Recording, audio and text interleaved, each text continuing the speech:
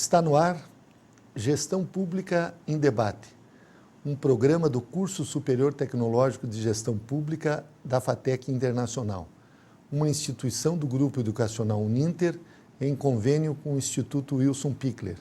Este programa ele complementa a formação dos nossos alunos de gestão pública nas modalidades presencial e à distância, e ele também é transmitido pela CWB TV, TV Comunitária de Curitiba, Canal 5 da NET e 72 da TVA. E ele é transmitido também pelos canais da rede EdSat, os canais da educação, em diversos horários e pode ser acessado através das antenas parabólicas digitais. Hoje nós vamos debater a legalidade e o governo João Goulart. E para isso nós convidamos João Vicente Goulart, que é filho do ex-presidente João Goulart. João Vicente Fontela Goulart é filósofo, ele é agropecuarista, foi deputado estadual pelo Rio Grande do Sul, ele preside o Instituto João Goulart e também é membro da Comissão de Acompanhamento dos Direitos Humanos do Ministério da Justiça. Doutor João, eu quero agradecer muito a sua presença em Gestão Pública em Debate e dizer que para nós é uma honra muito grande tê-lo. Esse programa já tem quase 6 anos e ele complementa, como eu disse há pouco, a formação dos nossos alunos de gestão pública. Eu gostaria que o senhor explicasse como foi a campanha da legalidade que culminou com a posse do seu pai, que era vice-presidente da República, há cerca de 50 anos, no dia 7 de setembro. Gostaria que o senhor fizesse uma revisão histórica deste momento muito importante da história do nosso país, já que quem comandou essa campanha foi o seu tio, Leonel de Moura Brizola. Meus agradecimentos, primeiro, ao Grupo Uninter pela oportunidade de estar aqui.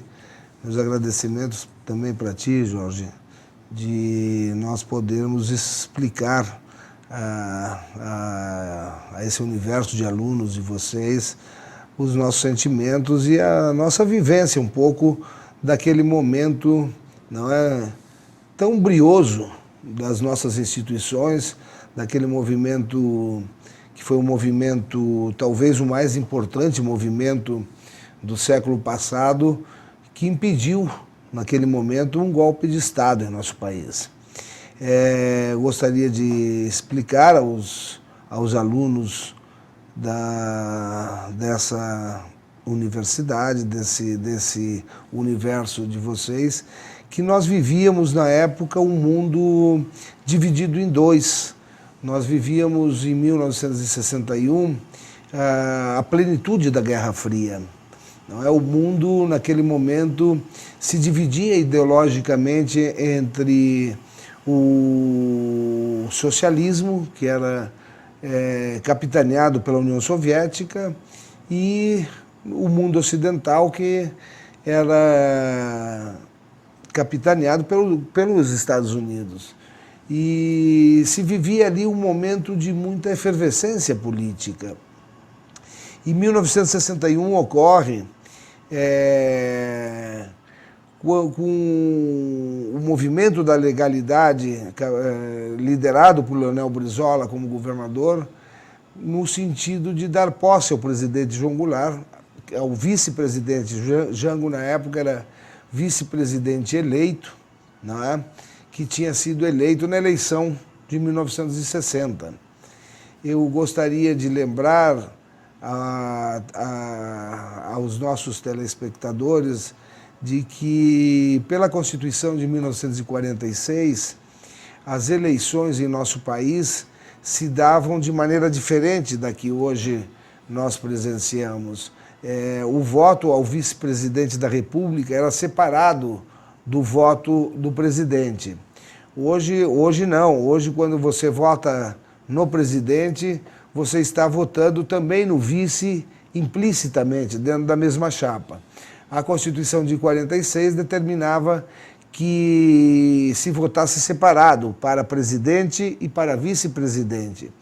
E isto se dá naquele momento. Jango já tinha sido vice-presidente eleito em 1955, quando ele já era presidente do PTB, do Partido Trabalhista Brasileiro, que forma uma aliança com o PSD de Juscelino Kubitschek para eleger Juscelino. Jango, inclusive, já de 55 a 60, é o vice-presidente eleito do presidente Juscelino, e que, inclusive, naquela oportunidade, Jango faz mais votos que o próprio presidente da República.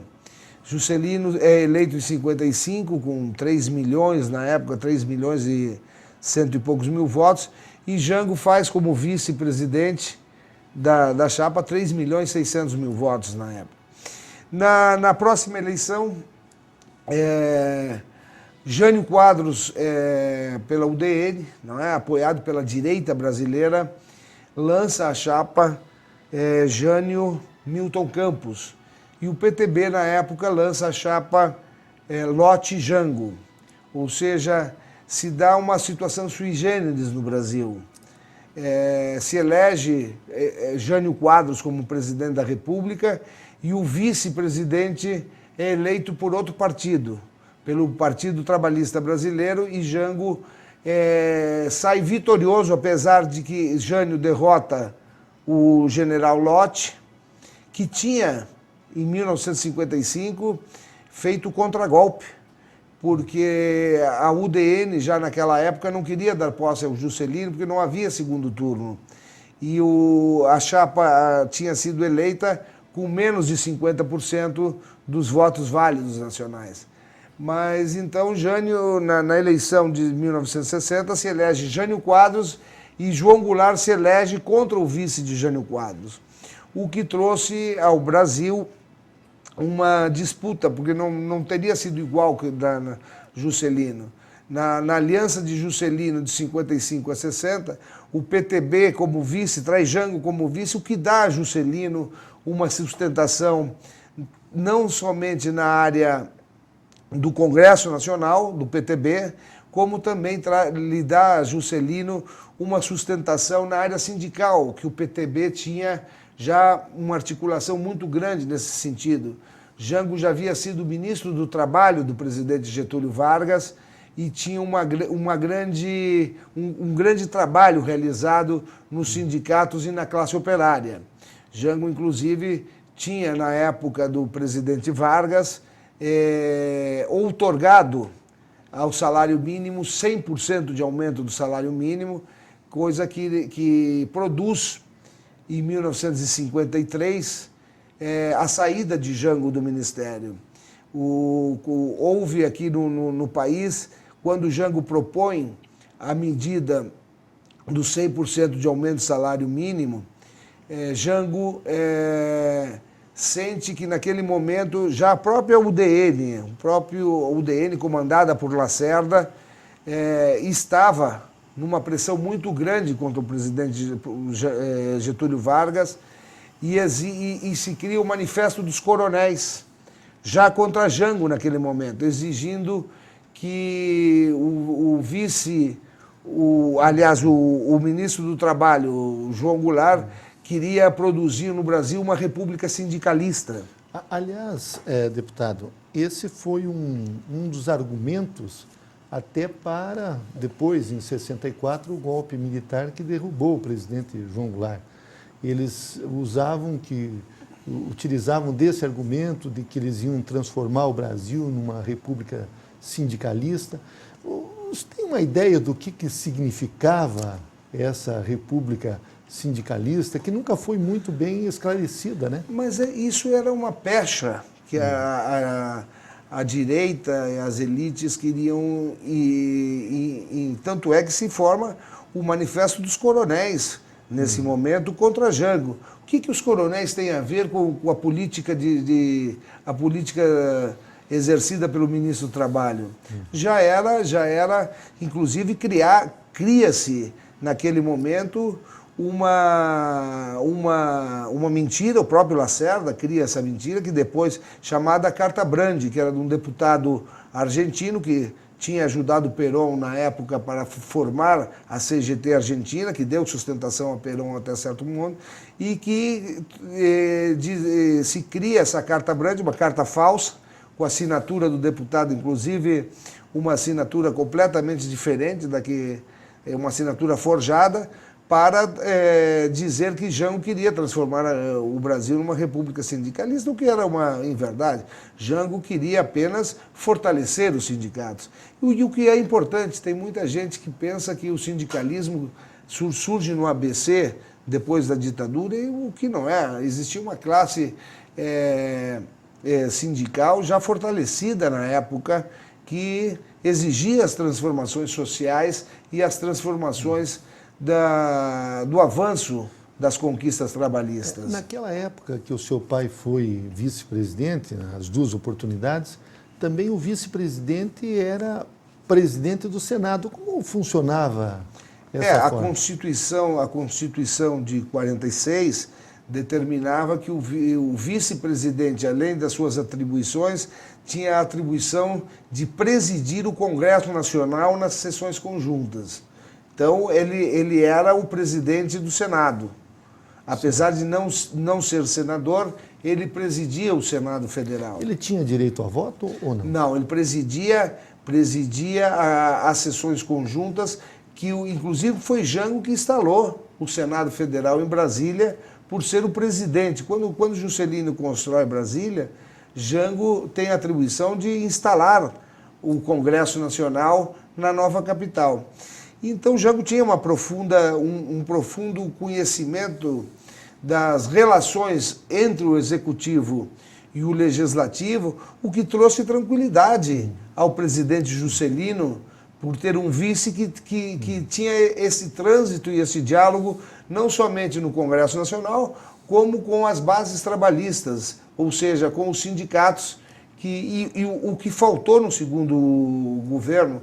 Quando Jango assume a presidência da República, faltou um vice com esse tipo de articulação para ter este diálogo com os sindicatos e principalmente com o Congresso Nacional. O senhor falou que o seu pai tinha uma experiência política. Ele começou a partir da redemocratização de 46 como deputado estadual, foi deputado federal.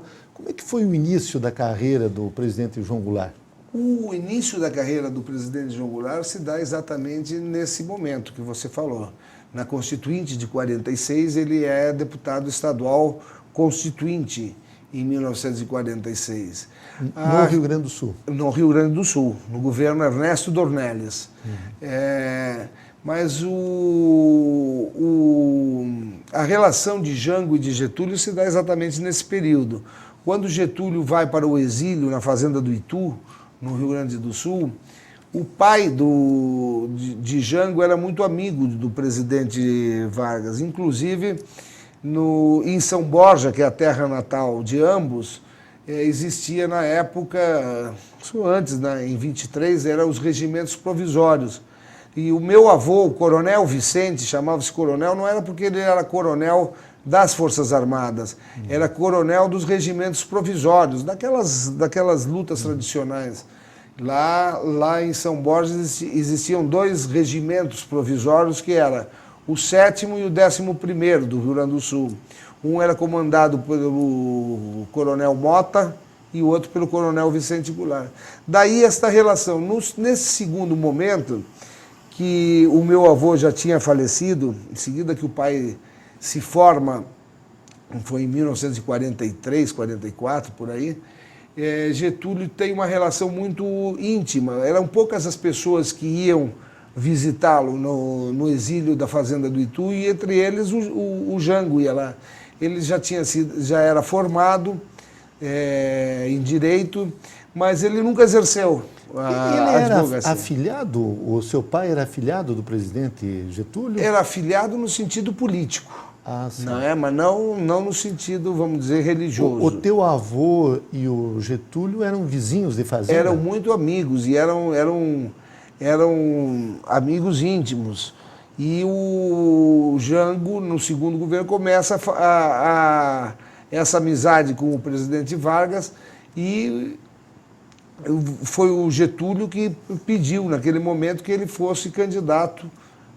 Ele cria o PTB e cria o PSD para disputar a volta, não é? Depois da Constituinte de 46. Em 50 ele retorna ao poder pelo voto, Getúlio. Ele governa o nosso país de 30 a 45, não é? Onde ele sai afastado e depois ele volta no queremismo em 50. E nesse momento ele prepara Jango. Ele é deputado. Jango teve uma carreira meteórica, não é? Pois o que muito pouca gente sabe é que Jango, em 20 anos praticamente de 46 a 64, quer dizer, são 46, 50, são 18 anos de vida pública, ele passa por todos os cargos políticos que a nação... Ele foi deputado estadual no governo Ernesto Dornelles, assume a presidência do Partido Trabalhista Brasileiro do Rio Grande do Sul nesse período. Ele é deputado federal em 1950, ele assume em 52 a presidência nacional do PTB, em 50 e se torna ministro do Trabalho como deputado federal. Depois ele é 2 vezes vice-presidente da República eleito e é deposto em 1964 com 44 anos. Jango falece no exílio com 56 anos, depois de haver recorrido todos os cargos que a democracia lhe deu. Então, Jango, nesse momento, voltando agora ao movimento da legalidade, Jango era vice-presidente do Jânio Quadros quando estava na China abrindo caminhos para que o Brasil tivesse um mercado maior e saísse da dependência... Ele estava em missão oficial do governo brasileiro. Estava em missão oficial quando ocorre a renúncia do presidente Jânio Quadros. E os 3 ministros militares do presidente Jânio Quadros são aqueles que não querem que Jango volte para assumir, querem subverter a ordem constitucional, porque diziam que Jango era comunista. Já tinha havido o manifesto dos coronéis na época que ele exerceu o ministério. Ele foi vice de Juscelino também, com um amplo apoio de todos os sindicatos. E o que os 3 ministros militares, Silvio Reck, Grumos e Odílio Denis, que eram os ministros militares do presidente Jânio Quadros, é os que criam toda a crise política institucional, dizendo que Jango não assumiria o poder e nem, se entrasse no Brasil, estaria preso. Esse período da campanha da legalidade, deputado João Vicente Goulart, ele dura alguns dias, né? Porque foi no final de agosto e a posse do seu pai... Foi 7 de setembro. O presidente Jânio Quadros faz a comemoração do Dia do Soldado, no dia 25 de agosto, e à noite chama os seus ministros militares e diz que ia renunciar. E com o vice-presidente, não é, em viagem oficial à China, cria-se esse estado entre o dia 25 de agosto, com a renúncia de Jânio, e até o dia 7, que é dia 7 de setembro de 1961, quando Jango, depois de aceitar a emenda parlamentarista, não é, pacifica a nação brasileira, pacifica os ânimos da nação brasileira e assume com um discurso pacifista, de união dos ânimos, para que não houvesse resistência, para que não houvesse, naquele momento, uma guerra civil no Brasil entre os legalistas e a sanha dos militares, que não queriam que ele assumisse. Aliás, você destacou aqui uma das características do teu pai. Ele era uma pessoa tranquila, uma pessoa do diálogo, e depois, em 64, se ele tivesse resistido, talvez o nosso país tivesse enfrentado uma guerra civil. Em 64, hoje nós temos dentro do Instituto já documentos desclassificados do Departamento de Estado americano. Existia a Operação Brother Sun, que era a operação militar americana. A Marinha dos Estados Unidos estava em nossa costa para desembarcar, não é? Hoje nós sabemos que os Estados Unidos tinha já um projeto, não é, financiando o golpe de Estado em nosso país, e que Minas Gerais seria declarada no outro dia, caso houvesse resistência, o governo provisório do Brasil, já reconhecido pelos Estados Unidos. Então, Jangos, diante desse conhecimento, ele prefere o exílio a resistir, e eu acho que esta foi uma das grandes vitórias do presidente João Goulart, que foi derrotar a intenção dos Estados Unidos e preservou a nossa territorialidade. O Brasil, dentro daquele projeto americano, seria dividido em dois. Como era a política americana, onde havia resistência à aplicação de sua política externa, como fez na Coreia, como fez no Vietnã. E no Brasil, os Estados Unidos não admitiria um novo governo de esquerda, como tinha acontecido a 150 quilômetros da península da Flórida com a ilha de Cuba. O senhor falou do Instituto. Eu gostaria até, fazendo um parênteses nessa análise, o senhor preside o Instituto Presidente João Goulart. Quais são as finalidades, qual é o objetivo desse instituto? É preservar a memória do governo João Goulart e de todo esse período histórico importante do nosso país? Sem dúvida. O Instituto foi criado com a intenção do resgate da memória do período, não apenas do resgate da figura de João Goulart, mas nós temos um importante desafio e nós estamos lutando dentro do Instituto. Inclusive, eu gostaria de deixar, o Instituto hoje tem várias documentações. Nós agora recentemente lançamos no site do Instituto, que é o www.institutojoaogoulart.org.br. É exatamente isso que nós estamos falando hoje aqui sobre a legalidade desse dia 25 de agosto até o dia 7 de setembro e parte do começo do governo João Goulart, talvez o maior acervo jornalístico disponibilizado na internet sobre todas as notícias que saíram, tanto dos jornais na época de direita quanto os jornais de esquerda, tanto da tribuna de imprensa como da última hora. Ali existe uma faixa no nosso site que os estudantes e os pesquisadores podem entrar gratuitamente para pesquisar na parte de imprensa. Todas as notícias que houveram no Brasil estão recortadas, estão por imagens, mas são 3.700 páginas com recortes de jornais à disposição dos pesquisadores, dos estudantes de História, Sociologia e de Jornalismo, estão disponibilizados no site. E também de gestão pública e do MPA em Administração Pública e Gerência de Cidades, já que os nossos alunos, eles no final do curso, eles têm que fazer um trabalho acadêmico, um artigo acadêmico. Então, se os nossos alunos quiserem abordar esse período tão importante da história do Brasil, que foi a campanha da legalidade, temos o site do Instituto. Está à disposição de todos aqueles que quiserem participar dessa pesquisa e desse momento histórico.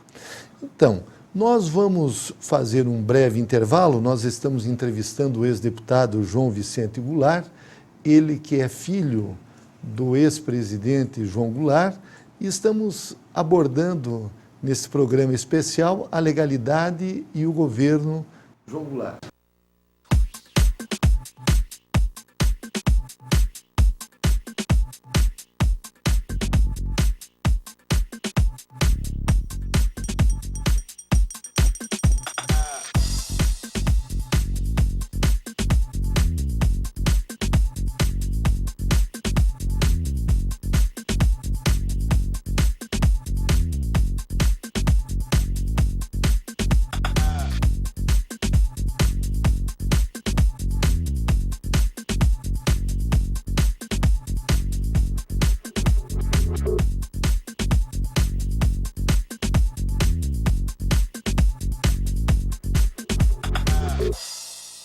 Educar é fazer sonhar, é acreditar no valor das pessoas, ampliando seus horizontes. Educar é realizar. Com a missão de criar oportunidades que transformam a vida de quem precisa, o Instituto Wilson Pickler de Responsabilidade Social faz a diferença para muitas pessoas. Oferece cursos de graduação e pós-graduação à distância, em parceria com o Grupo Uninter, e cursos livres de capacitação. Além disso, possui projetos de geração de renda para comunidades carentes. Instituto Wilson Pickler de Responsabilidade Social, acreditando no valor das pessoas através da educação.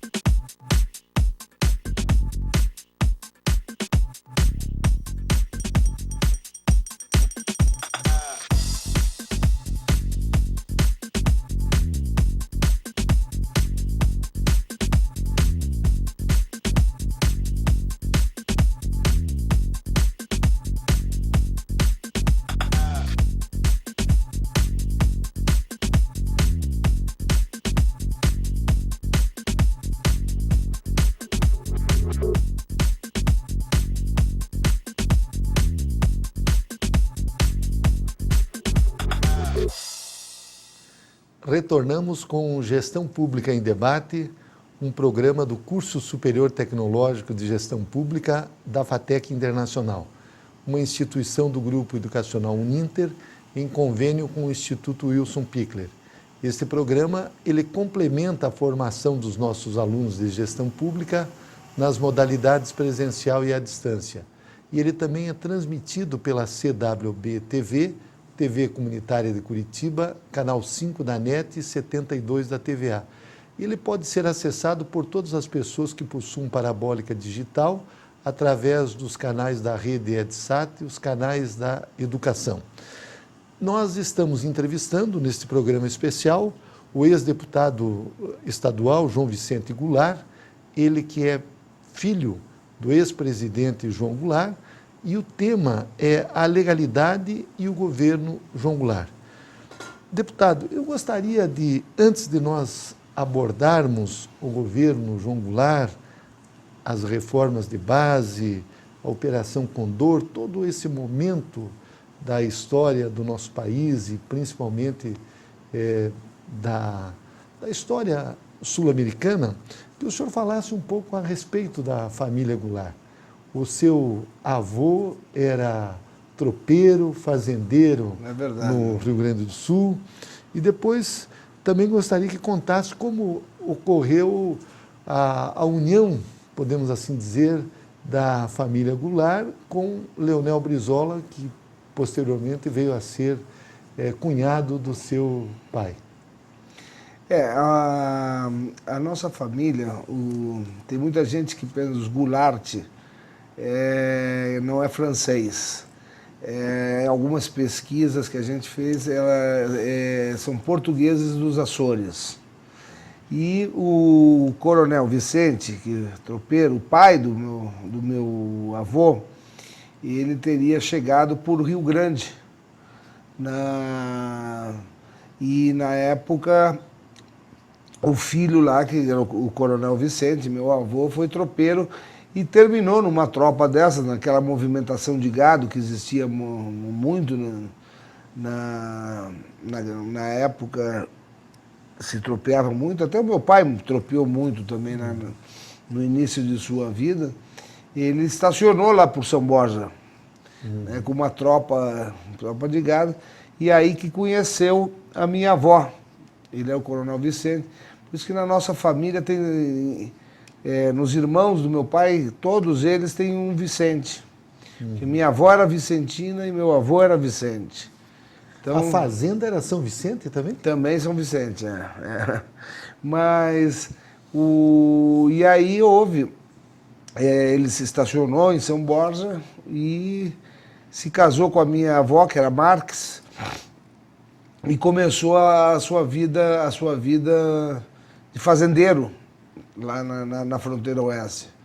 E São Borja, na época, era um dos municípios grandes que existia. Uruguaiana, São Borja, Itaqui depois também foi um município muito antigo do Rio Grande do Sul. E aquela fronteira oeste ali era uma fronteira eminentemente de pecuária.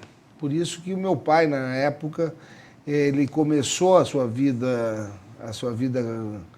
desde jovem, ele laçava muito bem, tropeava com o Coronel Vicente, mandava muito gado de tropa para os frigoríficos que haviam em Livramento, e ele se fez nessa lide do campo, vamos dizer assim. O teu pai era o filho mais velho do Coronel Vicente ou tinham outros? Não, irmãos?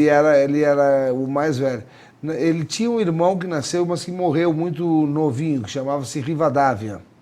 E quando o teu avô morreu, o teu pai passou a dirigir a fazenda? Dirigir, ele já tinha a parte, ele já trabalhava muito individualmente, porque eles, uma família, depois dessa morte do Rivadavia, o Jango era o único filho mais velho, depois que nasceu o Ivan, que morreu muito cedo também, ainda quando o pai era presidente da República, o tio Ivan morreu. E são 5 mulheres, entre elas a tia Neuza, que veio a casar com o governador Brizola, e depois nasceu o Ivan, que era o mais novo. Então, quando faleceu o Coronel Vicente, foi o pai que assumiu os negócios da família. A parte de cuidar das fazendas. Quando o seu pai foi deputado estadual, ele era um dos maiores pecuaristas do Rio Grande do Sul, né? Era o maior invernador, né? Porque na pecuária tem os criadores e os invernadores. Gostaria que você explicasse, que nós não entendemos muito. Os criadores são aqueles que fazem a cria, que têm as matrizes. Certo. Não é? O pai sempre foi muito de ser... Era uma das pessoas que mais conhecia gado, que eu conhecia. Inclusive, ele comprava muito... Ele só comprava boi, terneiro macho. Ele invernava, não é? Ele arrendava muito o campo na época, comprava e passava para frente. Quer dizer, o pai, na sua mocidade, ele chegou a entregar... por ano, 25 a 30 mil bois gordos na Swift Armor, que era em Livramento. Então, ele tinha essa atividade muito desenvolvida. Era uma das pessoas que olhava, ele comprava muita tropa de gado, né? Principalmente no interior do Rio Grande do Sul. Então, ele, inclusive, teve um dos primeiros aviõezinhos que houve lá.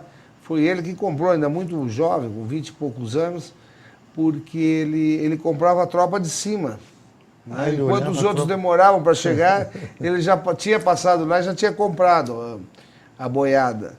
E ele tinha uma visão muito grande. Ele geralmente, num novilho, aí, num boi de 500 e poucos quilos, ele errava em 2, 3 quilos, não precisava nem botar na balança. Né? E depois no exílio, primeiro foi no Uruguai, na Argentina, ele sempre nessa atividade? Na atividade primária. Ele sempre, essa coisa de gado sempre teve no sangue dele. Né? Ele chegou no Uruguai quando ele viu que Porque num primeiro momento muitos pensaram que o golpe de Estado ia ser... Breve. Até porque os próprios civis que apoiaram os militares naquele golpe de Estado depois foram caçados, né? Ademar foi caçado, Lacerda foi caçado, né? Tanto é que ele fez a Frente Ampla, recebeu o Lacerda depois no Uruguai, viu? Você que apoiou o golpe, está aí meus filhos estudando em espanhol e tal, mas se é pelo Brasil, vamos tentar fazer a redemocratização onde faz a Frente Ampla. Mas já em seguida veio o AI-5 e acabou com a Frente Ampla, acabou com os direitos individuais. Mas a família se constitui assim.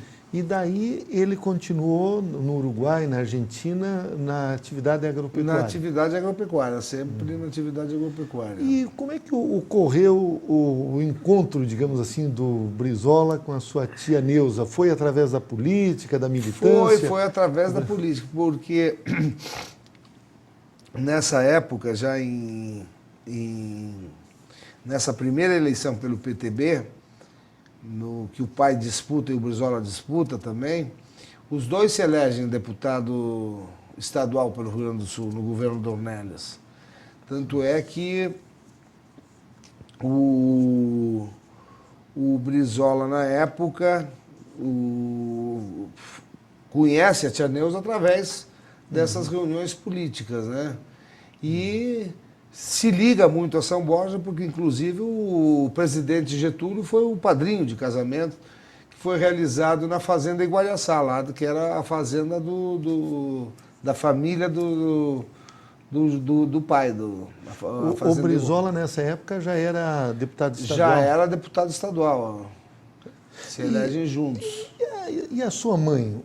Também era uma vizinha do seu pai? A mãe é mais nova. A minha mãe com o pai tinha uma diferença de 18 anos. O pai conhece a mãe através do irmão do Dr. Getúlio, que era chamava-se Espartaco Vargas. E como ela estudava no Colégio Americano, em Porto Alegre, sobre os cuidados da tia Yara, que é a Yara Vargas, que depois veio a ser secretária de Educação do Brizola, já no segundo governo. E elas se conhecem em São Borja.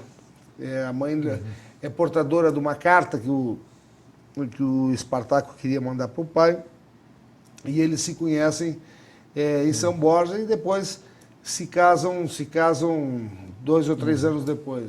Você é o filho mais velho da sua... Nós somos 2, eu e a Denise. Certo. Nós temos 1 ano de diferença entre...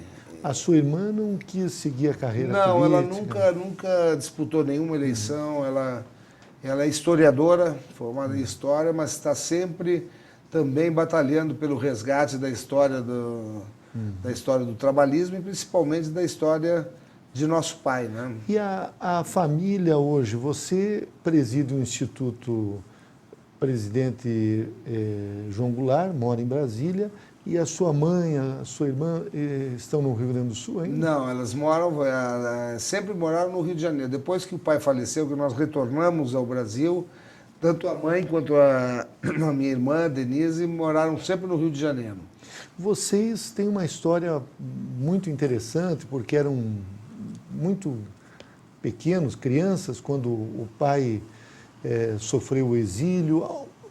Você falou há pouco que estudou o espanhol, depois você parece que esteve estudando na Europa. Como é que foi a formação? Mas aí nós saímos em 1964 e eu tinha 7 anos, então nós fomos para o exílio, Denise tinha 6, e realmente eu estudei espanhol, não é? A minha formação foi em espanhol. E o exílio é uma...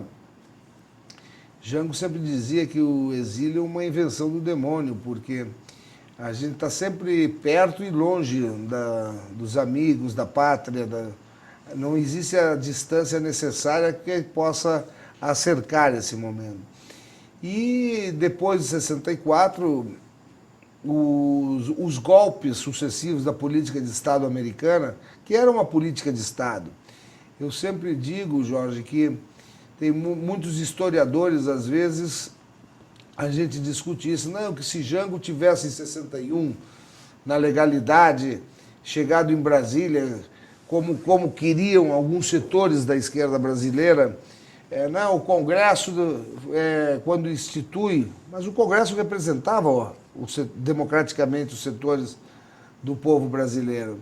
Quando o Congresso faz a emenda adicional número 4, que institui o parlamentarismo de uma forma de retirar os poderes de Jango naquela oportunidade, muita gente diz que se tivesse resistido a essa investida, se tivesse levantado o Rio Grande do Sul, chegado pela força em Brasília, coisa que Jango não queria, ele pacificou aquele momento, ele entendeu que aquilo ali seria derramar sangue naquele momento de uma luta entre irmãos brasileiros. Tem muita gente historiadores inclusive, que acham que se aquilo tivesse ocorrido, o golpe de Estado não teria ocorrido 3 anos depois, em 1964. O que é uma falta, uma tese desse tipo, para nós, é uma falta de informação, porque o golpe teria ocorrido de qualquer maneira. O golpe em 64 não era apenas uma revolta brasileira, era uma política de Estado americano. ao ponto que o ex-embaixador Lincoln Gordon esteve no nosso país e disse, não, nós usamos 5 milhões de dólares da verba secreta da CIA para derrubar o presidente João Goulart. O que não se trata de derrubar o presidente João Goulart, se trata de ele vir lançar o seu livro de memórias em nosso país e dizer ao nosso povo, olha, eu rasguei a Constituição de vocês, né? Aliás, eu tenho um episódio em relação ao Lincoln Gordon. Eu, quando fui eleito a primeira vez vereador em Curitiba, em 82, havia uma escola aqui num bairro com o nome de Lincoln Gordon e nós fizemos um movimento e conseguimos mudar o nome dessa escola, que hoje se chama Professor Ivo Zanlorenzi. Então, esse cidadão, pelo menos aqui em Curitiba, não está sendo homenageado pela nossa população. Mas eu quero te parabenizar, porque realmente nós temos em nosso país um nome de um indivíduo desse que veio ao nosso país e diz que usou 5 milhões de dólares de verba secreta para rasgar nossa Constituição e para derrubar o nosso governo constitucional, realmente não merece ter nome de rua nenhuma em nosso país. Exatamente. Você falou desse período do parlamentarismo. O presidente João Goulart, ele governou pouco mais de um ano com o parlamentarismo e depois retornou ao presidencialismo. O presidencialismo foi a grande luta, porque no momento que o Congresso vota a emenda adicional número 4 para retirar os poderes do presidente João Goulart, ele assume numa posição de tranquilizar os ânimos exaltados de todos os setores da sociedade brasileira, Forças Armadas, jornalistas, estudantes, e o seu próprio discurso de posses, meu temperamento é de união e não de agressão, é mais para contemporizar do que para dividir. Então, mas nesse momento é um parlamentarismo híbrido que não funciona. O próprio Tancredo sabia disso. O próprio ministério que foi composto naquele momento foi composto entre os dois. Ora, vamos compor um ministério híbrido aqui para a gente tentar a solução de resgatar novamente os poderes presidencialistas. E foi o que foi feito, quer dizer, aquele período do parlamentarismo se obtém, sim, alguns resultados, porque é reeditada a aliança PTB-PSD e se obtém alguns grandes resultados naquele momento. Mas a sociedade brasileira, naquele momento, clamava por uma política econômica mais definida em torno do avanço popular. E se parte para o programa das reformas de base. Já se falava amplamente na sociedade brasileira do programa das reformas de base. Só que para executar o programa das reformas de base, teria-se que mudar a Constituição. Ou seja, derrubar a emenda adicional número 4, que instituiu o parlamentarismo, devolver ao presidente as atribuições constitucionais que o presidencialismo lhe otorgava, lhe dava, e partir, em alguns casos, para modificar a Constituição de 46, que em muitos aspectos engessava o programa das reformas de base. É interessante, eu acho que é um dos documentos mais importantes da história brasileira, se ler a mensagem ao Congresso Nacional de 1964, que Jango mandou em janeiro daquele ano, propondo as reformas de base. Ali estão arquivadas nos anais de nossa história, sem dúvida alguma das peças mais importantes da evolução social do nosso país. E um detalhe interessante, me parece que quando o presidente João Goulart foi deposto, as pesquisas de opinião apontavam que ele tinha uma grande popularidade. Só foi liberado, nós temos essa liberação, anos depois, pelo próprio Ibope. Jango, quando foi derrubado, tinha 87% da aprovação do... Mais do que a Dilma agora, do que o 87%. O presidente Lula no seu auge. A pesquisa está registrada pelo próprio Ibope, 87% a favor da opinião pública brasileira. Se fosse hoje, vamos imaginar, se hoje o presidente João Goulart estivesse governando o nosso país, com uma outra conjuntura política, interna, externa, certamente a história teria sido diferente. Olha, eu sou meio suspeito de falar sobre essa possibilidade. Eu acho que as coisas foram diferentes, inclusive no próprio sistema militar. Eu acredito que o fim das ditaduras se dá também um pouco pela política externa americana. Ou seja, eles instalaram o processo ditatorial em toda a América Latina, que serviu até certo momento. Depois que eles precisavam globalizar a economia, acabar, como acabou a União Soviética, o que aconteceu? Eles precisavam redemocratizar, porque só conseguiriam implantar a globalização da economia com governos democráticos para avalizarem o processo da economia global. Mas, nesse momento, eles precisavam de quê? Eles precisavam de pessoas factíveis a essa mudança. E não precisavam mais dos nacionalistas. Então, aí que veio o processo de abrir, mas sem os nacionalistas. Que é uma tese que... Está vigorando até hoje. Que está vigorando até hoje.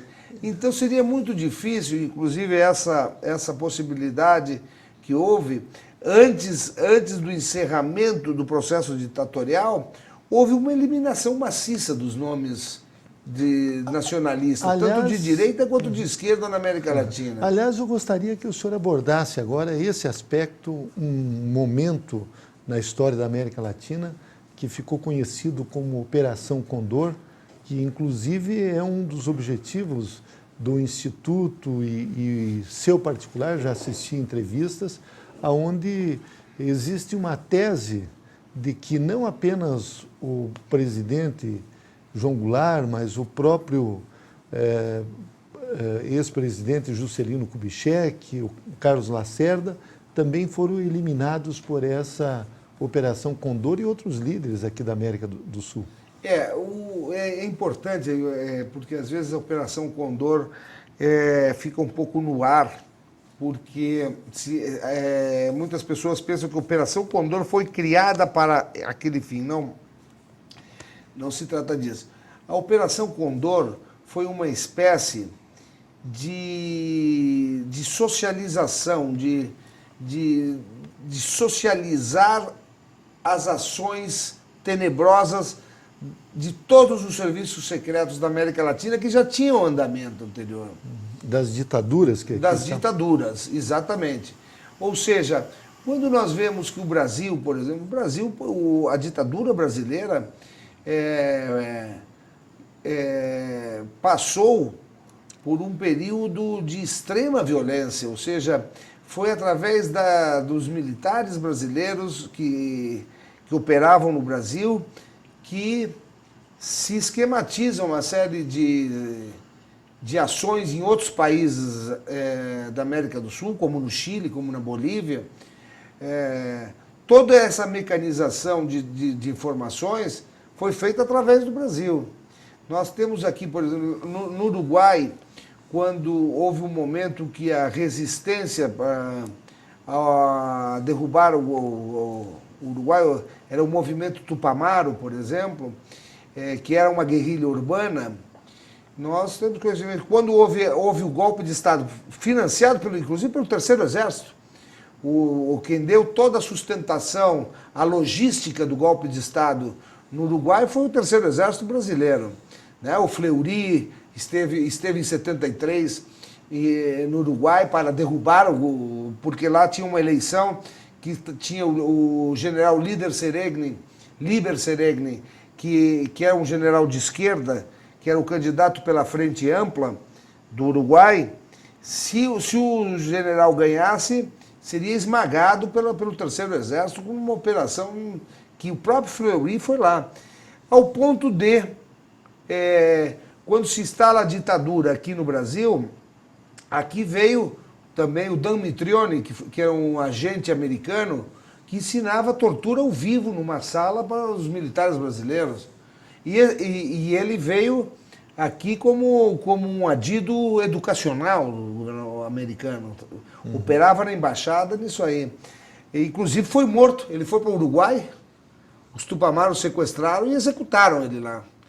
Quando executaram ele, inclusive, ele queria dar... A embaixada americana disse que não, que ele era um adido cultural que tinha sido sequestrado.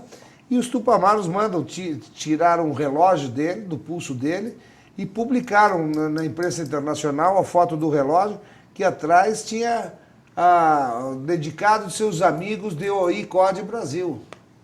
Então era uma coisa... E aí é que se cria essa Operação Condor.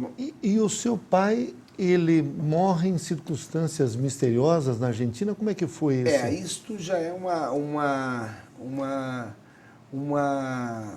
um dos braços, porque aí essa operação se chamaria Operação Escorpião, a operação que teria vitimado ele, que já era uma operação autorizada pelo serviço de 3 países, que eram Uruguai, Brasil e com a colaboração da CIA americana. Também com a presença teria tido o Fleury. O senhor acha que eles manipularam os medicamentos ou faltaram os medicamentos que ele tomava? Nós temos conhecimento já, já existiam esse tipo de medicamentos desenvolvidos pela operação, chamava-se Projeto Andréa. Esse Projeto Andréa foi desenvolvido pela Polícia Secreta do Pinochet, a DINA, através do general Contreras, num laboratório que eles fizeram em Lo Naranjo, no bairro de Cuyo, em Santiago de Chile, que era feita pelo Michael Townley, que era um agente da CIA, que inclusive há poucos dias atrás, hoje nós estamos fazendo 35 anos do assassinato do chanceler Orlando Letelier, que foi feito em Washington muito antes do 11 de setembro. E esse terrorista que explode uma bomba a 300 metros da Casa Branca, hoje esse terrorista vive sob proteção do governo americano. É uma das no carro do Letelier, que era chanceler do governo chileno. Esta figura operou no Chile até 73. E junto com o Berríos, que era um grande químico a serviço da polícia secreta chilena, que depois o próprio Pinochet mandou matar no Uruguai. Ele tinha mandado o Berríos para Montevidéu, para ficar sob a proteção dos aliados dos militares, para que, isso já foi em 90 e poucos, que já estava começando a abertura no Chile, e o Pinochet tinha medo de que ele falasse nos processos. Mandou para o Uruguai e depois foi exterminado no Uruguai. Essa é uma situação em aberto, né? Porque... São situações em aberto. Eu acho que uma das grandes desafios que nós temos, inclusive quando a gente fala de Mercosul ou do parlamento do Mercosul, que é o Parlasul, nós não podemos... O Brasil hoje, por exemplo, é outro dos atrasos de nossos parlamentares, de nosso Congresso. Você não vê nenhum político falando em eleições, que nós queríamos as eleições livres e diretas para o Parlasul, já em 2012, acumulando junto com as eleições para os prefeitos. Nós não, nós temos um parlamento acumulando...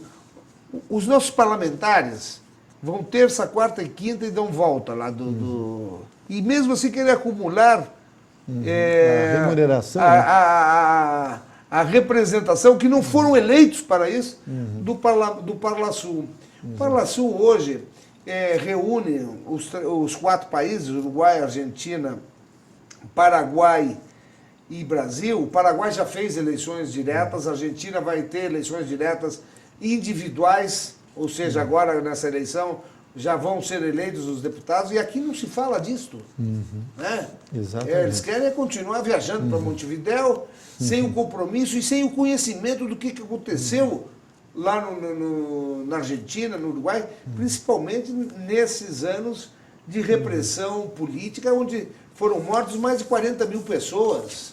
Estão desaparecidas. O que nós precisamos do Parlasul? Não é somente o Parlasul ter negociações ou acordos comerciais, tarifários, alfandegários. Uma das grandes questões são os direitos humanos. Nós hoje, para as grandes dificuldades que nós temos para investigar uma operação que foi tripartite, a Operação Escorpião, que teria eliminado o Jango, foi uma operação entre os serviços secretos do Brasil, do Uruguai e dos Estados Unidos, e da Argentina também, porque foi trocado lá os medicamentos na Argentina, ele morreu na Argentina. Você pede um documento para fazer uma investigação dessa, tem que ir para o Itamaraty, tem que ir para não sei aonde, demora 3 anos.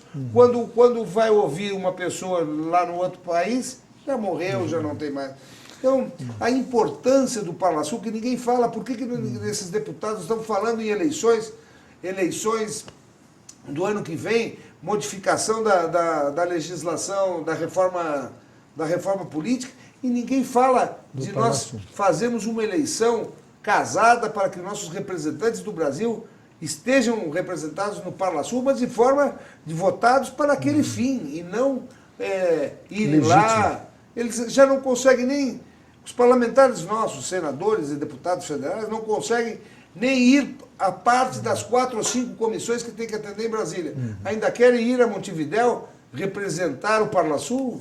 Eu acho que isso é uma das coisas que nós deveríamos falar e exigir da sociedade brasileira a inclusão nas próximas eleições de que sejam votados também os parlamentares que vão representar o Brasil no Parlasul. Então, nós entrevistamos em Gestão Pública em Debate o ex-deputado João Vicente Goulart. O tema foi a legalidade e o governo João Goulart.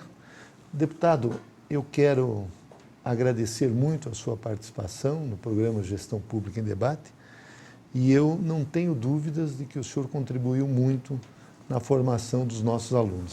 Muito obrigado. Muito obrigado, eu agradeço essa oportunidade que aqui estivemos e espero que tenhamos contribuído um pouco para, não somente para reafirmar, não é, a história nacional, como para que todos os estudantes desta universidade possam ter uma concepção um pouco mais justa daquilo que nós vivemos no exílio e nas dificuldades que tivemos para redemocratizar o país. E eu acho que é importante. Agradeço a oportunidade e muito obrigado, Jorge. Eu é que agradeço. Obrigado.